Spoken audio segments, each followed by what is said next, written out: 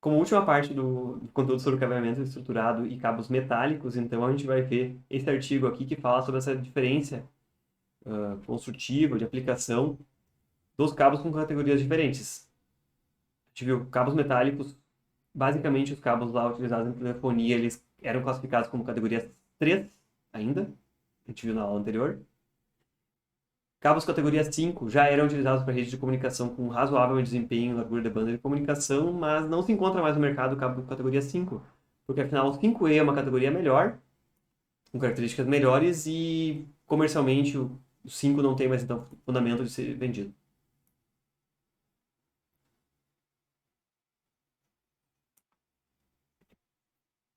Até abordando uma questão um pouco histórica, o cabo da categoria 5E, ele surgiu aqui ó, em torno do ano 2001, e aí um aprimoramento do cabo categoria 5 que deixou de ser fabricado então, há alguns anos já.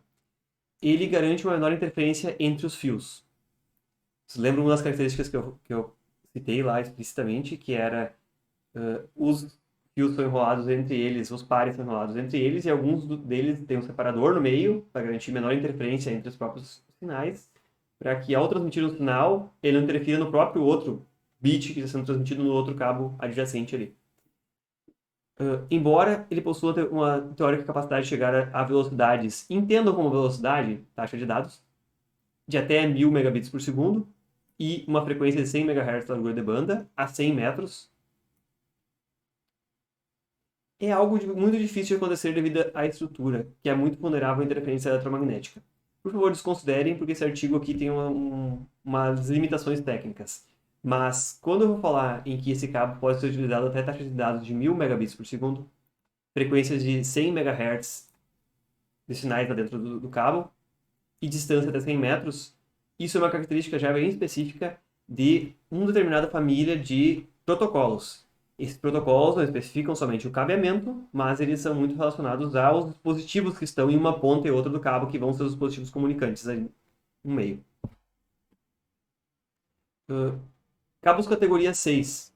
Esses já são bem mais fáceis de se encontrar por aqui. E esses, em geral, vão ter sim esse separador no meio entre os pares de condutores. Eles suportam também os mesmos 1000 megabits por segundo, ou 1 gigabit, mas a largura de banda de sinais que consegue passar por dentro do cabo sem ser substancialmente atenuados, ela é aumentada para 250 MHz.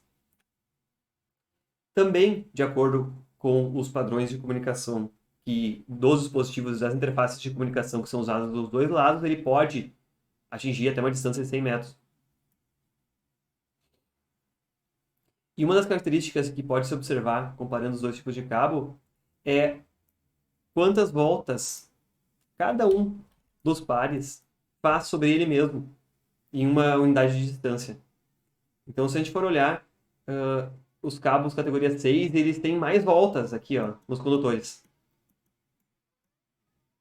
Por existirem mais voltas, eles se tornam mais imunes à interferência externa e também pelo número de voltas de cada um deles ser diferente, se a gente olhar e medir quantas vezes foi torcido um par laranja, um verde, um azul, um marrom, eles são diferentes, para que minimize o acoplamento de campos magnéticos entre eles próprios, os quatro. Então não é uma opção aleatória assim, quantas vezes vai ser torcido o cabo para cada metro. Isso aí é bem determinado exatamente para reduzir também a interferência entre eles. São questões pequenas, detalhes pequenos da construção dos cabos, mas que diferenciam as categorias e aumentam então a classe de desempenho deles. Também é obrigatório aqui existir essa divisão, esse X aqui no meio, que é um separador plástico, entre os pares aqui dentro. Já os cabos categoria 6A, eles têm uma estrutura similar, mas eles são construídos com parâmetros geométricos, com blindagem contra interferência, as características todas que eu tenho, para trafegar sinais até 500 MHz. O dobro da largura de banda, de frequências que vão passar sem serem atenuadas, mas que, combinado com as características das interfaces que vão de um lado e do outro, eles permitem, então, taxas de dados que podem atingir 10 gigabits por segundo. Vejam que aumentou aqui somente um parâmetro mais grosseiro que a gente está observando, a largura de banda de sinais aumentou um pouquinho, dobrou, e a taxa de dados pode chegar até 5 vezes maior. Mas para se conseguir essa largura de banda maior, tanto os tipos de materiais empregados, quanto o diâmetro do cabo, o diâmetro dos condutores, diâmetro de isolação e blindagem, eles são diferenciados. Então, em geral, esses cabos categoria 6A, eles vão ser bem mais grossos. E por serem mais grossos, eles vão precisar de espaços maiores para instalação, eles vão ser mais caros, eles podem ser, podem ou não ser mais frágeis, mas é uma dificuldade para instalação. Então, e, obviamente, vão ter um custo agregado mais alto, tanto pela funcionalidade melhor, quanto também pelo custo de fabricação de fato. Já os cabos de categoria 7, que até hoje eu só peguei uma vez um cabo de categoria 7 na mão, nunca vi uma instalação completa feita com ele, eles já são feitos para suportar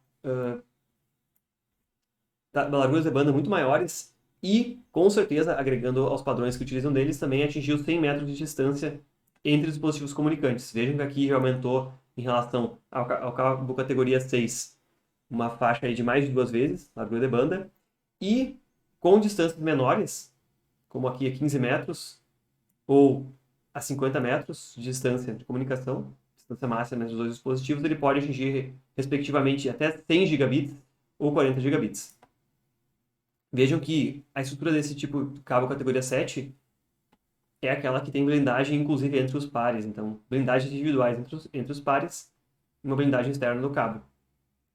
Então, ele se torna um cabo cada vez mais robusto, com todos aqueles recursos de blindagem, separação entre os pares, mas também mais caro, mais difícil de instalação.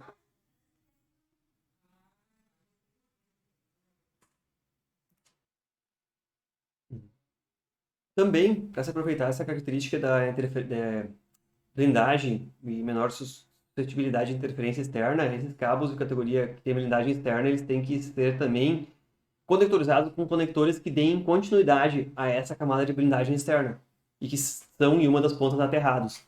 Então, só assim vai se utilizar, se aproveitar essa característica de blindagem externa. E cabos categoria 8, eles vão ser similares aos cabos categoria 7, mas vão permitir aí atingir até 40 gigabits e 2.200 MHz de largura de banda de frequência de comunicação. Eles vão também exigir conectores específicos para dar continuidade a essa blindagem, tudo isso. E se a gente for olhar agora, esses cabos categoria 7 e 8, eles atingem desempenhos em função de largura de banda de frequências que pode trafegar sem atenuação, similares, inclusive, àqueles cabos coaxiais que a gente viu anteriormente. Só que a diferença no cabo coaxial, um cabo desse tipo, de condutores singelos, é que os condutores singelos sempre têm diâmetro menor, apesar de todas as blindagens, tudo isso, eles são muito menores. E vejam que num cabo existem 4 canais de comunicação separados.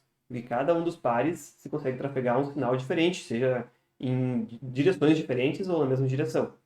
Enquanto que um cabo coaxial tinha um diâmetro maior e tinha um canal só de comunicação. Então, essas categorias 7 e 8 estão se aproximando muito do desempenho em largura de banda e superam em muito as taxas de dados que permitem comunicação digital, comparando com cabos coaxiais.